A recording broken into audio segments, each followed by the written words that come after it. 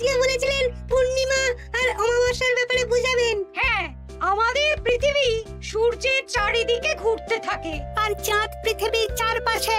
চাঁদ পৃথিবীর চারিদিকে একটা কক্ষে আবর্তন করছে।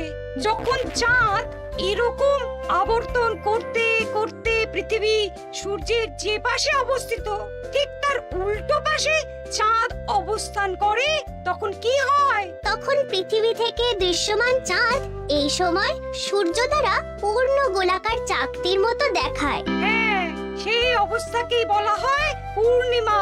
আর অমাবস্যা কি?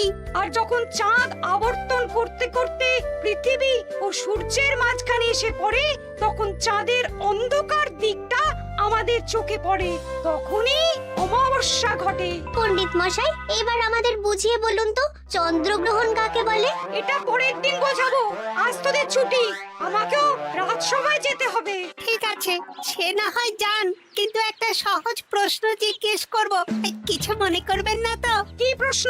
আমাদের পাঠশালা থেকে চাঁদ বেশি কাছে না রাজসভা? রাজসভা?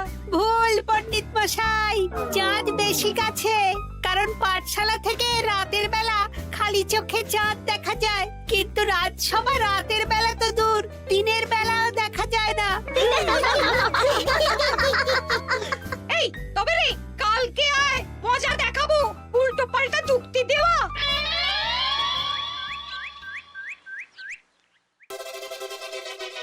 মহারাজ, আপনার হাতে এত বড় ফর্দ, রাজবাড়িতে কি সামনে কোনো উৎসব অনুষ্ঠান আছে নাকি? খাওয়া দাওয়ার ব্যাপার আছে?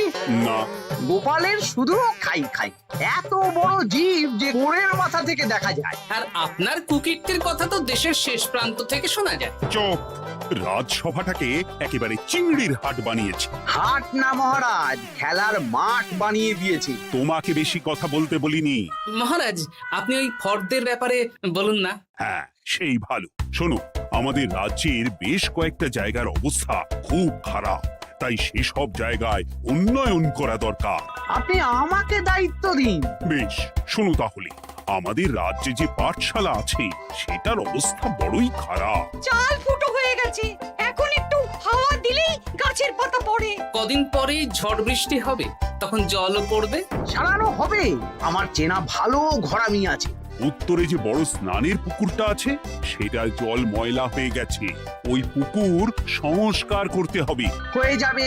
আমার কাছে খবর এসেছে দক্ষিণ পশ্চিম গ্রামের রাস্তা খুবই খারাপ, যখন তখন গরুর গাড়ির চাকা ভাঙছে। তাও হয়ে যাবে, আপনি শুধু আমাকে মোহর দেবেন আর আমি সব কাজ সামলে দেব। বেশ,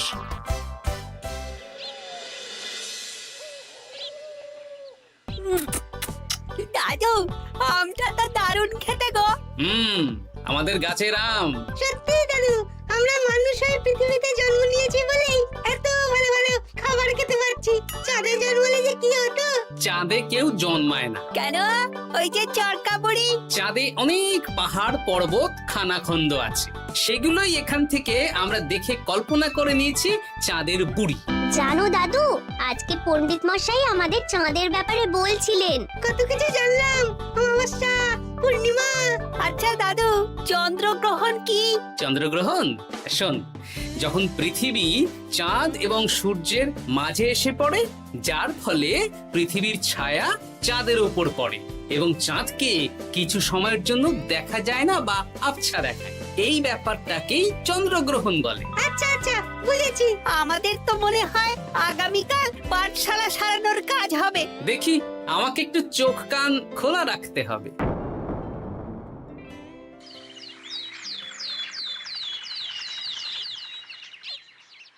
কি মন্ত্রী মশাই, কখন কাজ শুরু করব? আরে দাঁড়াও, এই চলে এলো বলে। আমাকে তো যা করার আজকের মধ্যেই করে দিতে হবে। মহারাজের হুকুম, পাঠশালা একদিনের বেশি বন্ধ রাখা যাবে না। আরে না না, পাঠশালা কালকেই খুলে যাবে, শিশুরাই তো আমাদের ভবিষ্যৎ।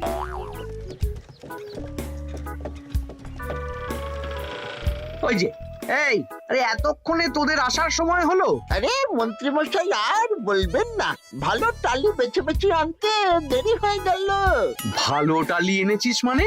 মানে 1 নম্বর টালি। হ্যাঁ 10-20 বছরেও কিচ্ছু হবে না, শক্ত পোক্ত আর একেবারে মজবুত। দেখি দেখি এবার কাজ শুরু করি। পাঠশালার চালের অনেক কটা টালি ভেঙে ফুটি ফাটা অবস্থা। আরে দাঁড়ো।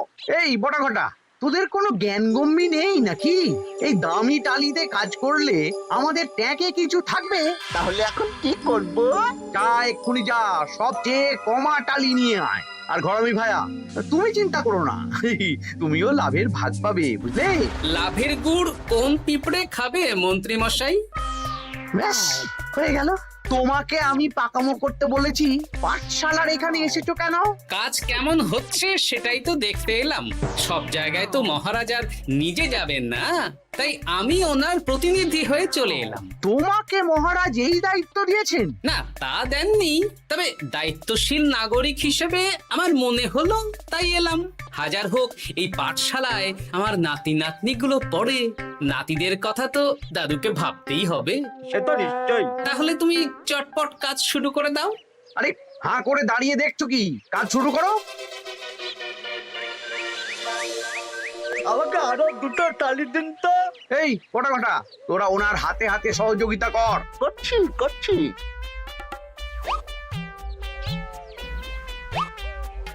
ঠিক আছে, আমি তাহলে চলি।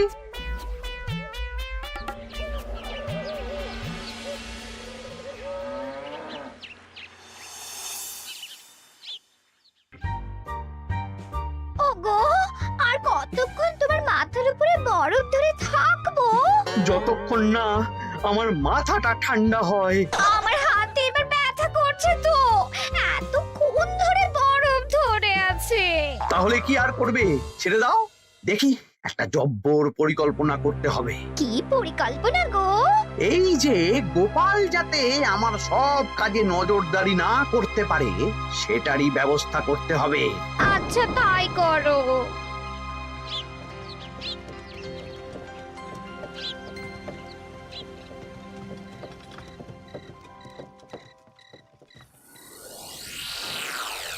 দেখ বটা ঘটা, পাঠশালা থেকে তো আমাদের 5 পয়সাও রোজগার হয়নি। না মন্ত্রী মশাই, গোপাল তো ঠায় দাঁড়িয়েছিল। কারচুপি করার একবারে রাস্তাই নেই। আগামীকাল পুকুর সংস্কারের কাজ হবে। গোপাল যেন ওই পুকুরের আশেপাশে না আসতে পারে, সেটা দেখার দায়িত্ব তোদের। বেশ, তাহলে আমি সকাল সকাল ওই গোপালের বাড়ির আশেপাশে পৌঁছে যাব। গোপাল যখন ওই বাড়ি থেকে বেরোবে অমনি বেটা বিছানায় বসে কাঁদবে।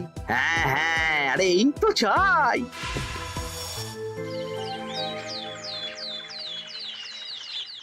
ওটা সংস্কারের দায়িত্ব তো মন্ত্রী মশাইকে দিয়েছেন মহারাজ। তুমি আগ বাড়িয়ে যাচ্ছ কেন? আমি না গেলেই আবার 2 নম্বরে শুরু করে দেবে। মহারাজ তো আর পাড়া ঘুরে দেখতে যাবেন না কোথায় কি হচ্ছে না হচ্ছে। তাও ঠিক, যাও তাহলে। এত গরম, এত রোদ, এই তুমি বরং ছাতাটা নিয়ে যাও। হ্যাঁ দাও দেখি ছাত্রা দাও।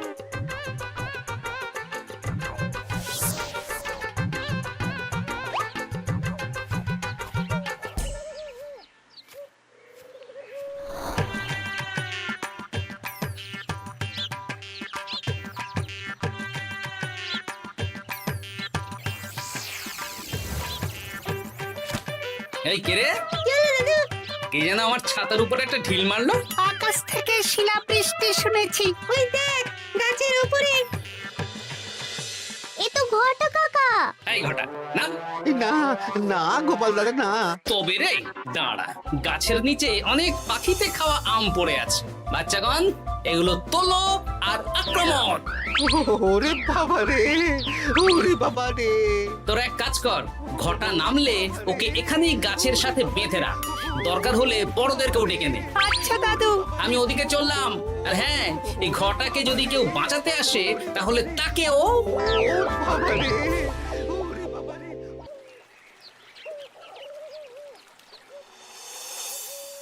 মন্ত্রীমশাই একদম নিম্নমানের চুন আর ফিটকিরি নিয়ে আসবো তো।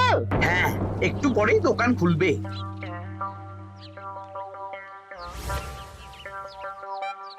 আবার 2 নম্বরই শুরু করে দিয়েছেন। দেখি গোপাল, তুমি এখানে কি করে এলে? ভগবান পাশে থাকলে আপনার মতন ভূতেরা আমার কি ক্ষতি করবে? আমি আবার কি ক্ষতি করলাম? আপনার মদতেই তো হচ্ছিল। তবে যে ক্ষতি করতে চেয়েছিল সে এখন খুব একটা ভালো অবস্থায় নেই। কি হয়েছে ঘটাৎ? দেখেই আয়, আমি বরং দোকান থেকে ভালো মানের ওই চুন আর ফটকিরি নিয়ে আসি, কেমন? ওরে বটা, যা যা দেখে আয়। আমাকে ছেড়ে দিন না, আমি তো কিছু করিনি, শুধু একটা ঢিল ছুঁড়েছি, তাতে তো গোপালের কিছু হয়নি। যদি গোপাল দাদার বড় কোনো ক্ষতি হতো তাহলে কি হতো? এটা কি হচ্ছে? তোমরা ঘটাকে বেঁধে রেখেছো কেন? এই ধরো ধরো ধরো, গোপাল দাদু বলেছে ঘটা কাকাকে যে ছাড়াতে আসবে তাকে বেঁধে রাখতে। আমাকে ছেড়ে দাও। আমি তো কিছু করিনি, আমাকে ছাড়ো, আমাকে ছেড়ে দাও। চুপ, তোরা সবাই এই কর্মকাণ্ডে জড়িয়ে আছিস, কোনো ছাড় পাবি না।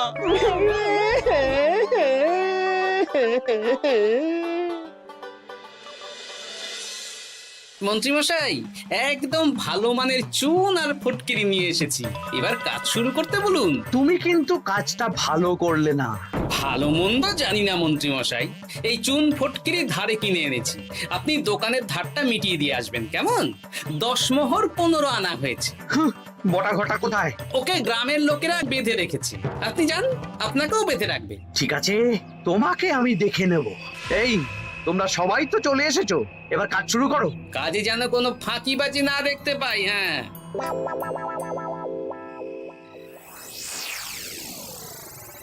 একটা কানা করিও গোপাল লাভ রাখতে দেবে না মনে হচ্ছে। এভাবে তো চলতে পারে না। সারা দিন আমাদের বেঁধে রাখলো জানেন। শুধু নুন চিনির জল ছাড়া আর কিচ্ছু খাবার খেতে দেয়নি। খাবার? হ্যাঁ, এই খাবার দিয়েই গোপালকে সাবার করতে হবে। বলুন কিভাবে?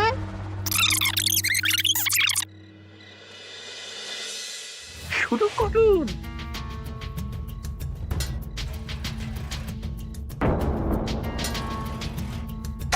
রান্নাঘর থেকে কিসের আওয়াজ হলো না? রান্নাঘরে বেড়াল, যাও গিয়ে দেখো। এ কি? এই বিড়ালটাকে তো আমাদের বাড়িতে এর আগে কখনো দেখিনি। সত্যি তো, একদম সাদা বেড়াল। ও ভাতের হাড়ির ঢাকনাটা উল্টেছে। হ্যাঁ হ্যাঁ, কোনো খাবারে মুখ দিতে পারেনি, বুঝলে? দাও দাও দাও, খেতে দাও, খেতে দাও, গিন্নি খেতে দাও। হ্যাঁ হ্যাঁ, দিচ্ছি।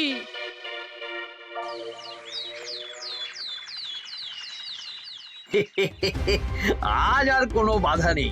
গোপালকে যা ওষুধ দিয়েছি, বেটা এখন 2 দিন ঘরে বাইরে করবে। আর সেই ফাঁকে দক্ষিণ পশ্চিম গ্রামের রাস্তাটায় কমা জিনিস দিয়ে কাজ করানো হয়ে যাবে।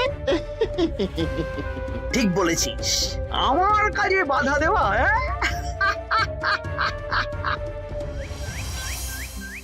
ও গিন্নি, গিন্নি গো, কাল রাত থেকে তো 10-12 বার হয়ে গেল।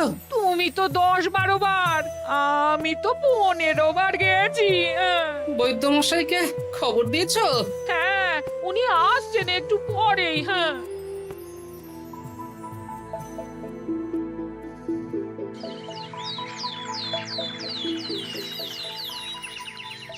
কি গোপাল, তোমার শরীর এখন কেমন আছে? এখন ভালো আছি মহারাজ। গোপালের খাবার খেয়ে কিছু হয়েছিল। যত সব উল্টো পাল্টা খাবার খেলে হবে না। বাজে কথা বলবেন না, আমি বাড়ির খাবারই খাই। যাই হোক, সেসব বাদ দাও। মন্ত্রী, তোমাকে যা দায়িত্ব দিয়েছিলাম সব হয়ে গেছে তো? হ্যাঁ মহারাজ, পাঠশালা, পুকুর, দক্ষিণ পশ্চিমের রাস্তা সব কাজ হয়ে গেছে। রাস্তার কাজ করে গুছিয়ে লাভ করেছি। তা কাজ কেমন হয়েছে? রাস্তার ব্যাপার জানি না, তবে পুকুর আর পাঠশালার কাজের সময় আমি পাশে ছিলাম। গোপাল, তুমি নিজে থেকে এত দায়িত্ব নিয়ে কাজ করেছো জেনে আমি খুব খুশি হয়েছি। এবার তোমাকে আমি একটা কাজ দেব। কি কাজ? আগামী মাসে রানীর জন্মদিন, তাই তোমার দায়িত্ব খাম্বাজ রাজ, বর্ধমান রাজ, নবাব বাহাদুর সবাইকে নিমন্ত্রণ করে আসা। বেশ, আপনি আমার হাতে পত্র দিয়ে দেবেন, আমি আগামীকালই তল্পি তল্পা নিয়ে নিমন্ত্রণ করতে চলে যাব। আচ্ছা আচ্ছা আচ্ছা।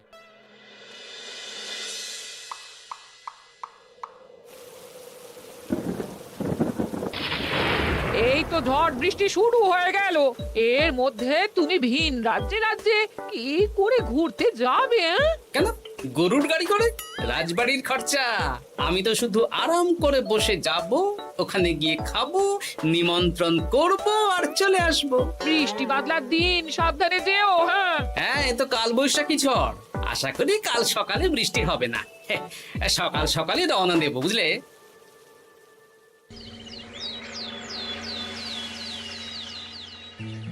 যাও গোপাল, সাবধানে যাও। পরশু দিনের মধ্যেই চলে আসবো মহারাজ, চিন্তা করবেন না। চলো চলো গাড়োয়ান, চলো। এই আচ্ছা গোপাল দাদা, প্রথমে কোথায় যাবেন বলুন তো? প্রথমে ওই খাম্বাজ রাজ্যে চলো। ও, তাহলে তো দক্ষিণ পশ্চিমে রাস্তাটা ধরতে হবে। হ্যাঁ, ওটা তো একদম নতুন রাস্তা, কোনো অসুবিধে হবে না। ওরে বাবারে, গাড়ি কি কাঁপছে গো, পড়ে যাবো তো। এই ওরে বাবা রে, গেল রে। ওটো ওটো গোপাল দাদা। উফ, বাপরে বাপ, কি জোর লেগেছে কোমরে। একদিনের বৃষ্টিতেই রাস্তার যা হাল, এটা রাস্তা সারিয়েছে না নষ্ট করেছে সেটাই তো বুঝতে পারছি না। কদিন আগেই নাতি নাতনি গুলোর সাথে চাঁদের গল্প করছিলাম, যে চাঁদে অনেক গর্ত, খানা খন্দ। উফ, না, আমি রাস্তাটুকু হেঁটে হেঁটেই পার হচ্ছি। যা লেগেছে, আমাকে কদিন খাম্বাজ রাজ্যে বিশ্রাম নিতে হবে। তাই ভালো।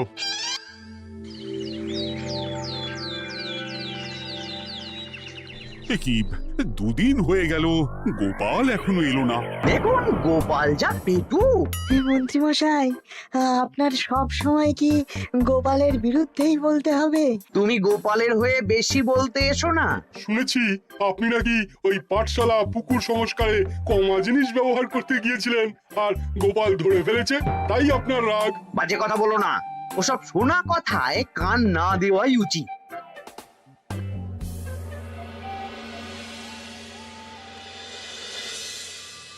ও দিদা, দাদুর তো আজকেই আসার কথা। আরে এখনো তো এলো না রে, আমার না খুব চিন্তা হচ্ছে। আরেকটা দিন অপেক্ষা করো, যদি দাদু না আসে তাহলে রাজবাড়িতে জানাতে হবে।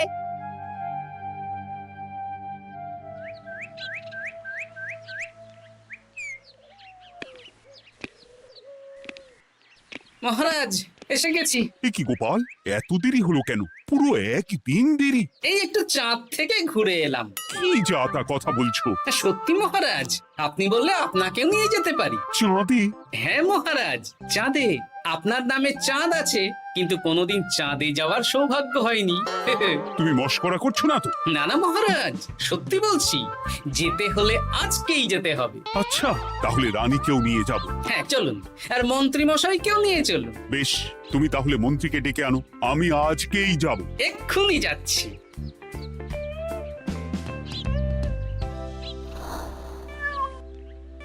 আরে আরে, এটা তো সেই বেড়াল। তাহলে সেদিন রাতে এই বেড়ালকে মন্ত্রী মশাই রান্নাঘরে, তার মানে আমার আর গিন্নির পেট খারাপ, মন্ত্রী মশাইয়ের কীর্তি। আচ্ছা, গিন্নিমা, এটা আপনাদের বেড়াল? হ্যাঁ, কেন? মহারাজ বেড়ালের মালিককে এক্ষুনি ডাকছেন। ওই তো শুনছো, মহারাজ তোমাকে ডাকছেন। আসছি আসছি। চলুন, এক্ষুনি মহারাজ ডাকছেন। কি, গোপাল আমাদের চাঁদে নিয়ে যাবে? হ্যাঁ, আর একটাই শর্ত, যে আমি গাড়ি চালাবো আর আপনাদের চাঁদ অবধি চোখ বন্ধ করে রাখতে হবে। এ কেমন কথা? চাঁদে কিভাবে যাচ্ছি সেটা দেখবো না? না, তাহলে নিয়ে যেতে পারবো না। বেশ বেশ, তোমার কথা মতো চোখ বন্ধ করে যাব, কালো পট্টি বেঁধে নেব। তাহলে চলুন, যাত্রা শুরু হোক। এ কি, গরুর গাড়ি করে যাব? আগে উঠুন না।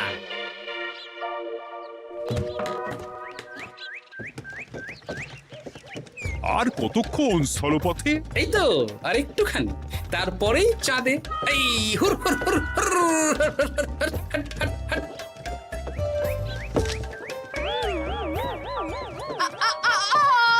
ওরে বাবা গো, মা গো,